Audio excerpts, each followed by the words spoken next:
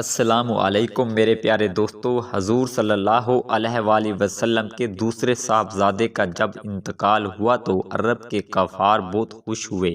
خونی رشتوں کی عرب میں بہت اہمیت تھی، مگر ابو لہب تو آپ صلی اللہ علیہ وآلہ وسلم کو تکلیف میں دیکھ کر خوش ہوا کرتا تھا۔ جب یہ تکلیف آپ صلی اللہ علیہ وآلہ وسلم پر آئی تو اس کی تو جیسے عید ہو گئی۔ صبح ہوئی تو وہ گھر گھر پہ یہ خبر پہنچانے لگا، آج رات محمد کی جڑ کٹ گئی اور وہ لا اولاد ہو گئے، نعوذ باللہ۔ اس کے بعد مکہ کے ایک سردار عاص بن وائل نے آپ صلی اللہ علیہ وآلہ وسلم کے لیے ابتر کا لفظ خاص کر دیا۔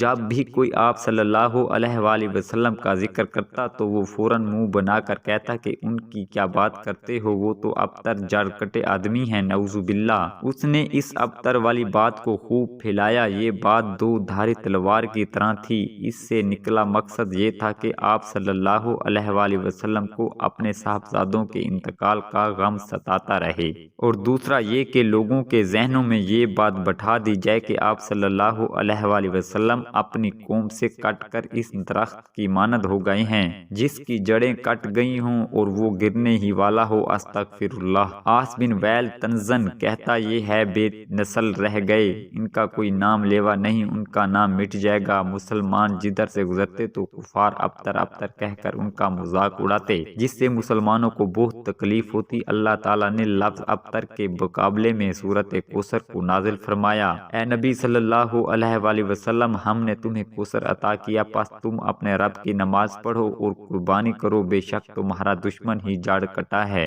جب یہ سورت نازل ہوئی تو اور آپ صلی اللہ علیہ وآلہ وسلم نے مخالفین کے سامنے پڑھی تو وہ اس کے ادبی حسن سے محبوط رہ گئے، لیکن انہیں لفظ کوثر کے بارے میں کچھ معلوم نہ تھا، چنانچہ وہ لفظ ابتر کو بھول گئے اور لفظ کوثر کے پیچھے پڑ گئے کہ اس کا کیا مطلب ہے۔ لوگ دوسرے کو پوچھنے لگے، یہ کوثر کیا ہے؟ لوگ ماہرین کلام کے آگے پیچھے پھرنے لگے، ہر بازار، ہر گلی، ہر کوچہ، ہر محفل میں بس ایک ہی لفظ کی تکرار رہ گئی۔ لفظ ابتر کے مقابلے میں لفظ کوثر کا صوتی حسن بہت زیادہ ہے، حتیٰ کہ لوگوں نے آپ صلی اللہ علیہ وآلہ وسلم سے اور آپ صلی اللہ علیہ وآلہ وسلم کے ساتھیوں سے رجوع کیا اور لفظ کوثر کا مطلب پوچھا۔ اس طرح لفظ کوثر نے مخالفین کے پروپیگنڈے کے پرخچے اڑا کر رکھ دیے۔ وہ مخالفین جو ابتر ابتر کہتے پھرتے تھے، ان پر ایک زبردست ضرب لگئی کہ تم مخالف ہی جڑ کٹے ہو۔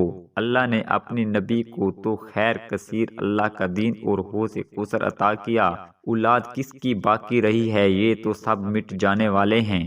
اس وقت رواج تھا کہ خانہ کعبہ کے دروازے پر چیلنج کے طور پر کسی شعر یا کلام کو آویزاں کر دیا جاتا کہ اس کے مقابلے میں کوئی شعر یا کلام ہے تو لاؤ۔ اگر کوئی لے آتا تو پہلے والا اتار کر دوسرے والا آویزاں کر دیا جاتا۔ مسلمانوں نے بھی سورۃ کوثر کے اعجاز و اثر کو دیکھ کر خانہ کعبہ کے دروازے پر آویزاں کر دیا۔ اس چیلنج کا جواب دینے کے لیے بہت جوش و خروش پیدا ہوا اور اس کے بدلے کوئی کلام لانے پر خوب زور لگایا گیا، مگر بے سود۔ آخر عاجز آ کر کہنے لگے کہ یہ انسان کا قول نہیں ہے۔ دیکھا آپ نے کہ اللہ نے آپ صلی اللہ علیہ وآلہ وسلم کے دشمن کا کیسے منہ توڑ اور ان کو ذلیل کیا۔ انشاءاللہ آج بھی یہ دشمن اور چیلنج کرنے والے منہ کی کھائیں گے، بے نام و نشان ہو کر رہ جائیں گے، اور ان کی آنے والی نسلیں ان کا انجام دیکھ کر کانوں کو ہاتھ لگائیں گی۔ قرآن پاک میں ہے، اور ہم نے تیرے لیے تیرے ذکر کو بلند کر دیا۔ تو آپ صلی اللہ علیہ وآلہ وسلم کا ذکر تا قیامت اور اس کے بعد بھی بلند ہی رہے گا۔